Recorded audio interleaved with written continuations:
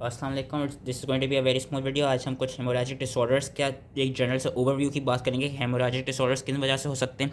Haemorrhagic disorders या तो आपको कोई प्राइमरी हीमोस्टेसिस में डिफेक्ट आ गया हो उसकी वजह से हो सकते हैं, कोई सेकेंडरी हीमोस्टेसिस में डिफेक्ट आ गया उसकी वजह से, या कोई जनरलाइज डिफेक्ट आ गया हो जिसकी वजह से स्मॉल वेसल्स अफेक्ट करिए तो उसकी वजह से आपको हेमोरेजिक डिसऑर्डर्स हो सकते हैं।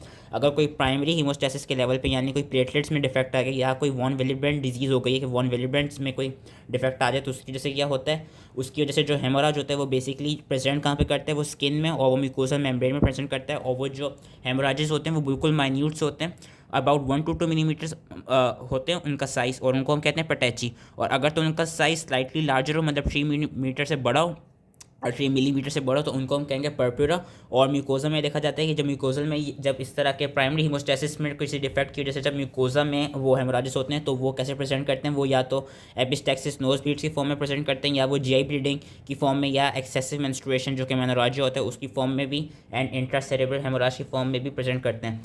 अगर सेकेंडरी हीमोस्टेसिस में कोई डिफेक्ट आया हो तो यानी कोगुलेशन फैक्टर्स में कोई डिफेक्ट आया हो तो उसकी वजह से क्या होगा, उसकी वजह से जो आपके हेमोरेजेस होंगे वो सॉफ्ट टिश्यूज़ यानी मसल या जॉइंट्स में आपके हेमोरेजेस देखे जाएंगे। उसमें कहाँ पे थे, स्किन और म्यूकोजल मेम्ब्रेन में प्राइमरी हीमोस्टेसिस की वजह से।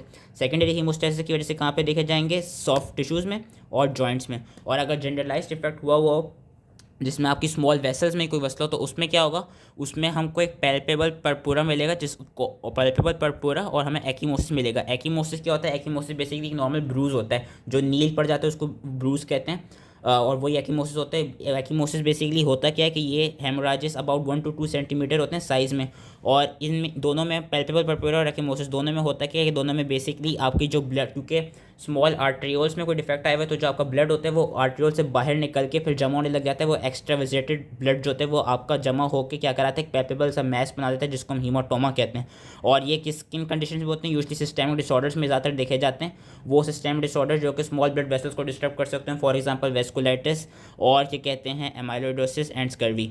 So that was it, I hope easy समझ में आ गया। दैट वाज एक जनरलाइज्ड ओवरव्यू के अगर क्या कहते हैं हेमोरेजिक डिसऑर्डर्स क्यों हो सकते हैं। अगर बहुत ज़्यादा हेमोरेज होने लग जाए तो उससे क्या होगा, उससे फिर इवेंचुअली बंदा हाइपोवोलीमिक शॉक में जा सकता है, जो कि हम इस चैप्टर का जो लास्ट सब चैप्टर है शॉक, उसमें हम पढ़ेंगे शॉक में क्या क्या फिर पैथोलॉजी होती है। So thank you.